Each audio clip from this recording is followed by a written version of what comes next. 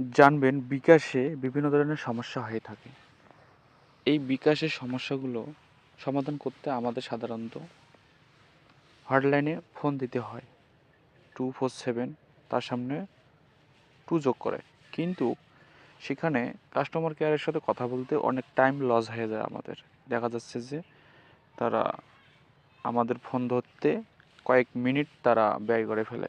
সেখানে দেখা যাচ্ছে যে আমাদের ফোনে সিম দিয়ে কল দিলে অনেক টাকা ব্যয় হয়ে যায়। দেখা যায় যে একটা অ্যাকাউন্ট ঠিক তো হয় না এবং অলরেডি 5-7 মিনিট শেষ করে দেয়।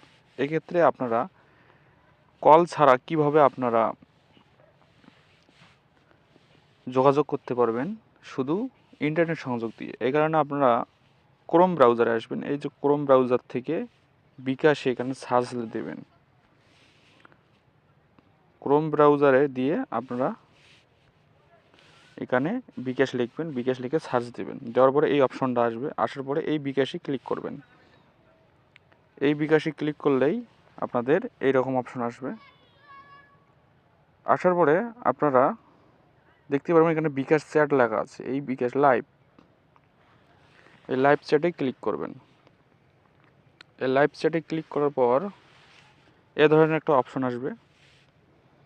অপশন আসার পরে আপনারা এই জায়গাটাতে মেসেজ করবেন। কি করবেন? তার আগে আপনারা ভাষা সিলেক্ট করে নেবেন যে এখানে বাংলা না ইংরেজিতে। আপনারা বাংলাতে কাজ করবেন, এই কারণে বাংলাতে ক্লিক করেন। আপনি এখন বাংলাতে ক্লিক করলেন, করার পরে এখানে বিভিন্ন ধরনের অপশন দেখাচ্ছে যে নতুন অফার, নতুন প্রোডাক্ট সার্ভিস, পিন রিসেট। অনেকে পিন রিসেটের জন্য ফোন দিয়ে থাকে, সেক্ষেত্রে আপনারা পিন রিসেটে ক্লিক করবেন। তারপরে ম্যানেজ আছে, লিমিট আছে, কাস্টমার সার্ভিস। আমাদের মেন কথা হলো যে কাস্টমার সার্ভিসের দরকার।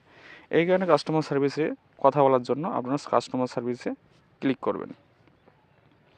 কাস্টমার সার্ভিসে ক্লিক করার পর দেখেন কী অপশন আসতেছে যে আপনি কাস্টমার প্রতিনিধির সাথে যোগাযোগ করতে হা বাটনে ক্লিক করুন। তাহলে আপনারা এখানে হা বাটনে ক্লিক করবেন।